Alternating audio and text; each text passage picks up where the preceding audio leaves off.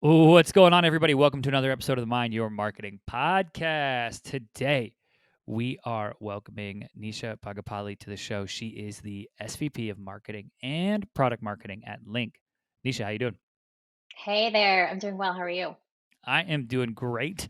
I'm excited to talk all things marketing, but more so product marketing, building out an organizational framework, some of the things we talked about before we hit record.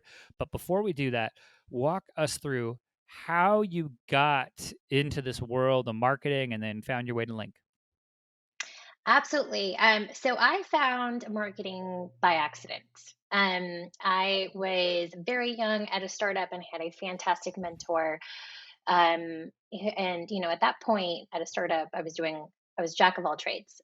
So answering phone calls and sending out emails.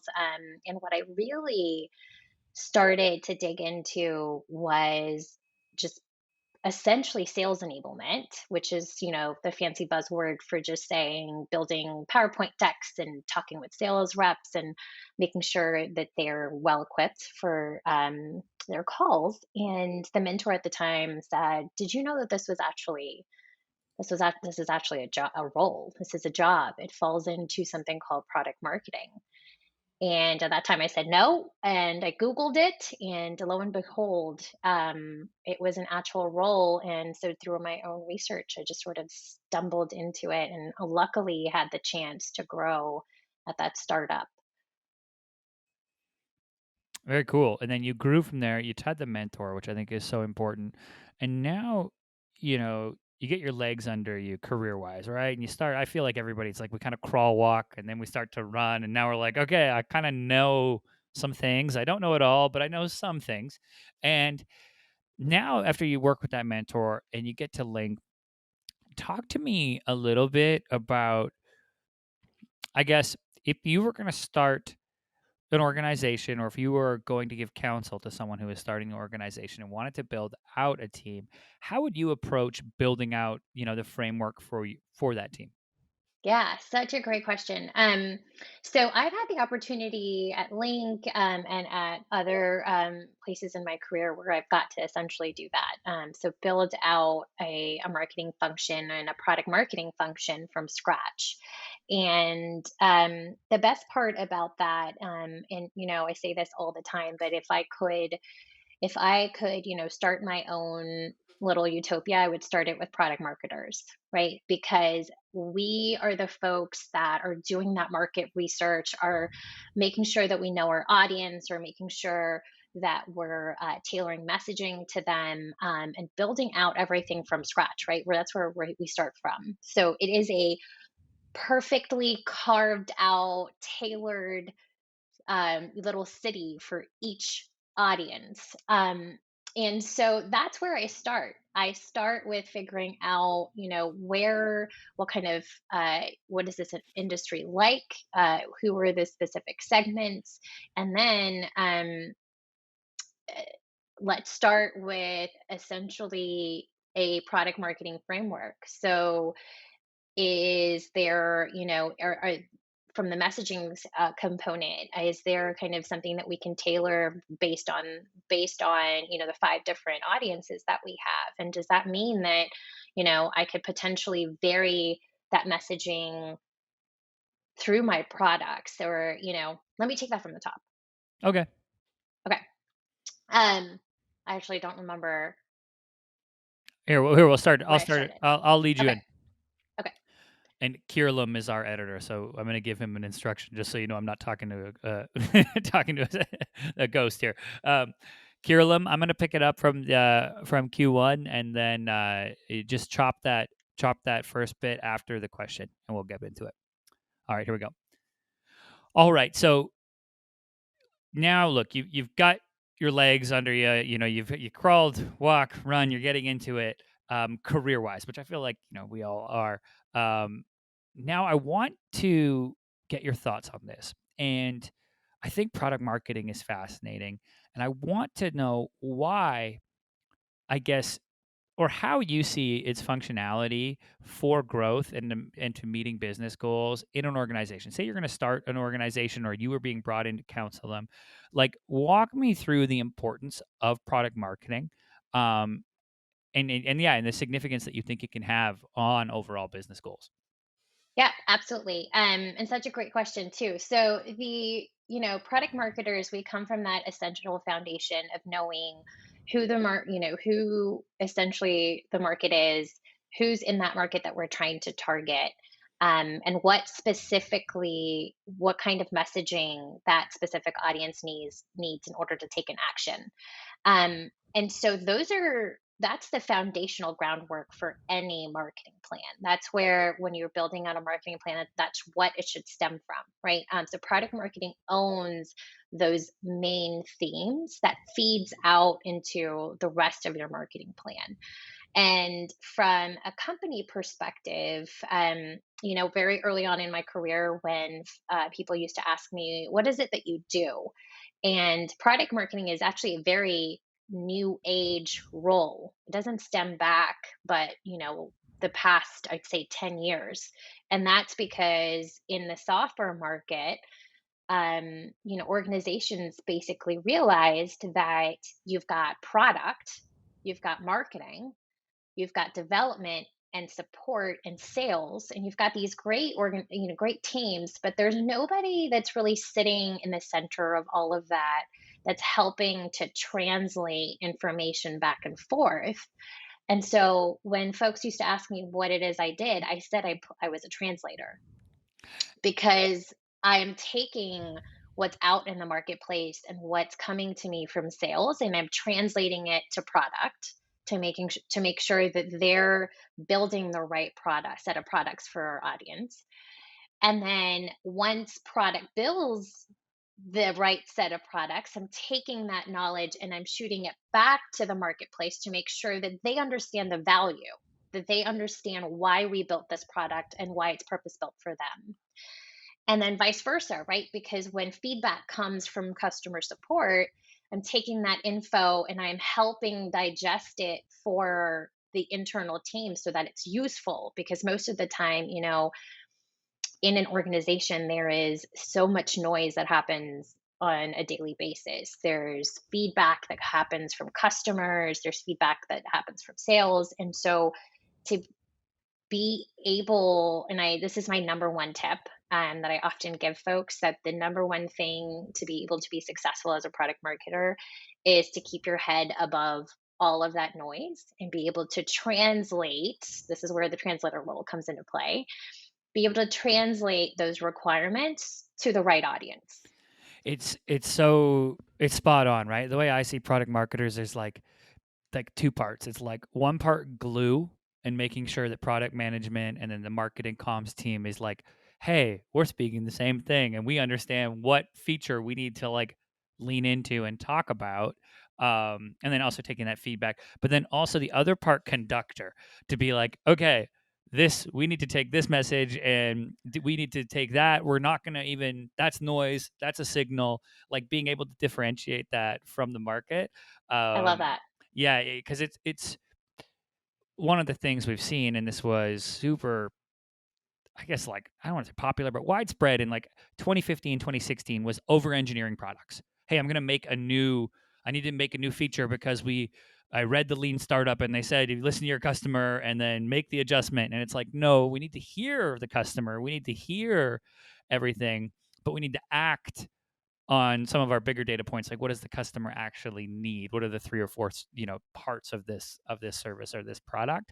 How do you weigh that from, like, I guess two parts, playing that signals versus noise, right? At what point is it like, okay, that's a one-off like concern or use case that we can't really build into the product, nor are we going to put that in messaging because it's just such a one-off thing, versus like, does it hit a certain point of feedback where you're like, okay, this is something that we need to like explain how our product helps. Like, walk me through kind of that thought process. I know there's probably not a one size fits all approach, but I'd love to hear your thoughts.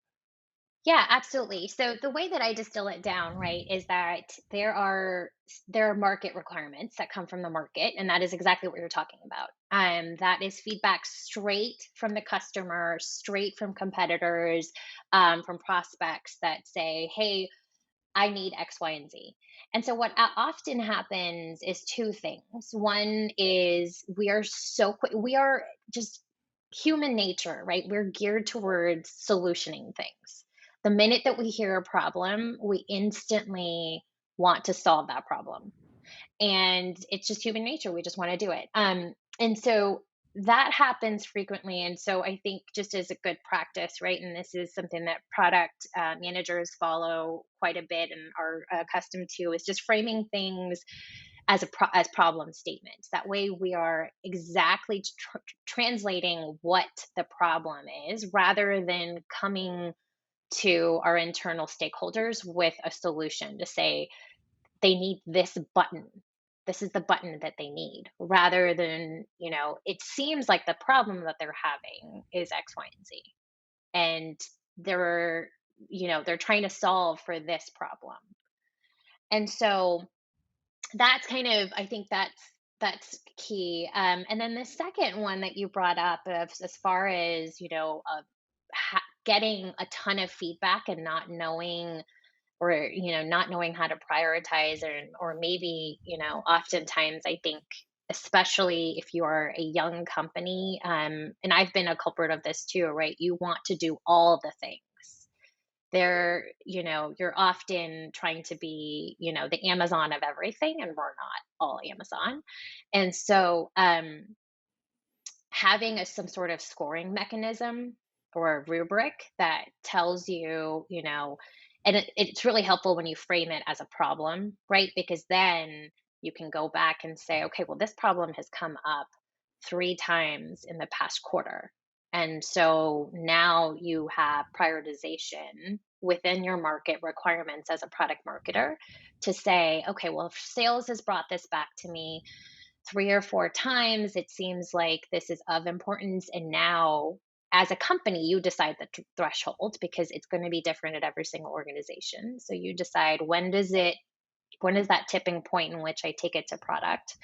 Um, and then that becomes, then, you have to work with your product teams to say, it's turned from a market requirement to, now how do I process it into a product requirement, and how do we get this on the roadmap? And so that becomes kind of that exchange, or that handoff process.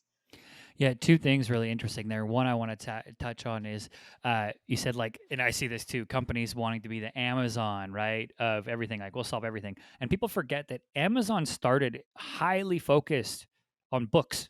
It's like now they're everything. They earned the right to be everything to all people, but really they're an online bookstore. And it's like, okay, if we peel it back 20 years, it's like, oh, okay, they were really good at books. You couldn't buy shoes on Amazon 20 years ago.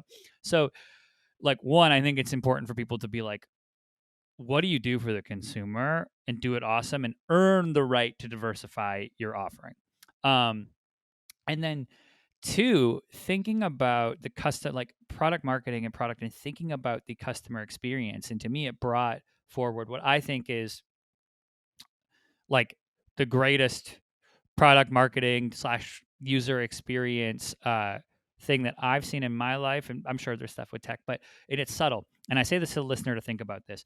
When Apple started sending out their products fully charged, because they knew the whole batteries sold separate broke the customer experience. On Christmas morning, we all were kids. You open up a toy and it's like batteries sold separate. And it's such a simple problem. But I love that when they said, like, it's fully charged, and then they marketed that it's out of the case, ready to use. And that to me is understanding the consumer's like journey with the whole thing, from unboxing to like wanting to open and use it. But I think that's one that everyone listening can probably be like, oh crap, I never thought of that. Like, yeah, these products are fully charged now. Absolutely.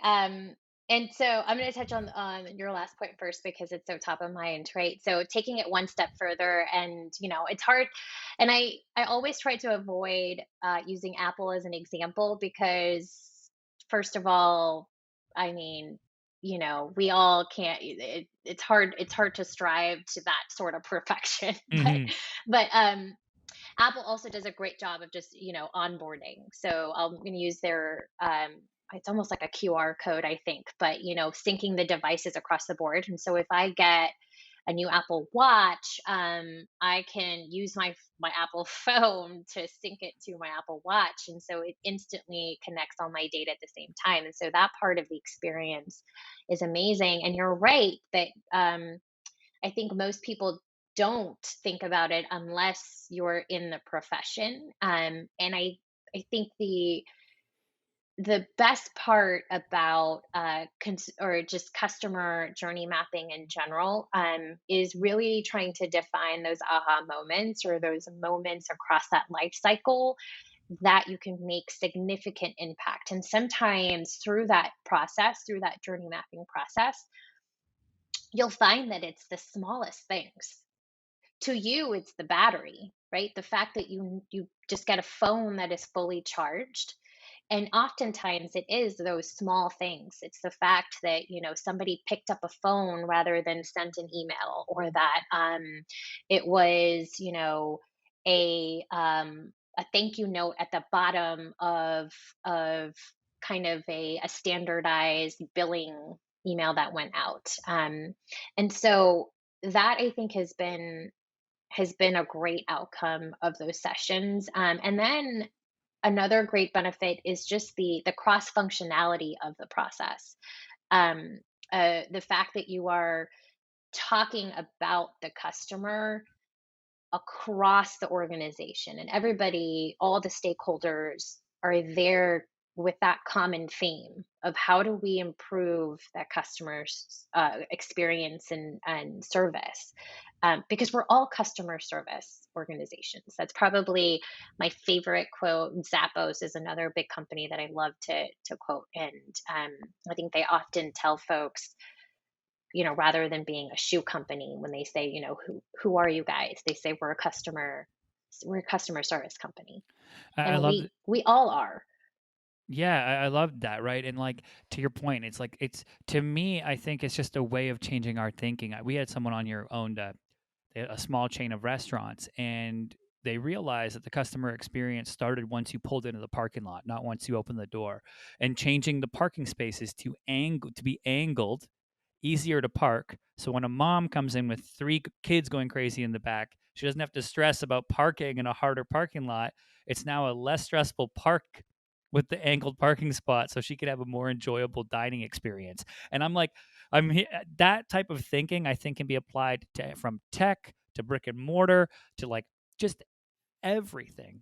And it's really way as marketers, no matter what part of the organization you're in, whether you're in product or you're on content or maybe you're in product management and you're listening to this podcast, but like just thinking about the whole customer experience and how best do we help them, right? And if that seeing things through that lens, I think can just like you can have those aha moments within your organization so frequently. Absolutely. And Jordan, I think the other thing that we often miss, right, in this customer service sort of in the same vein, is the internal stakeholders are our customers as well, right? As a marketing professional, my customer is sales and product, my specific customers. And so I, at the end of the day, am continuously thinking about how can I make this experience better for them, so that every single time a sales rep has an event that comes up, or if product is launching a specific feature, how do I make this experience as seamless as possible? What can I do from my end? And I think that's the one part that we often miss, is that yes, it is about our external stakeholders, it is about our customers 100%, but then it's also about treating our internal stakeholders that with the same vein. They with having that approach every single time. I love it, and that's that inside out, right? It'll affect what everybody inside believes and is understanding, and oh, this is why we're doing what we're doing, or this is the what we're hearing, and now we're going to make this adjustment. We're going to communicate it. Um, it becomes easier for the organization to grow when people are, moving in lockstep. Uh, Nisha, before I let you go, we're going to wrap this up. Let people know where they can connect with you online and learn more about Link. Yeah, Absolutely. So Link is an enterprise platform for the K-12 industry. So we serve administrators with products across nutrition and websites, registration, finance. And so it's across their central office. You can catch us at link.com. That's link with a Q.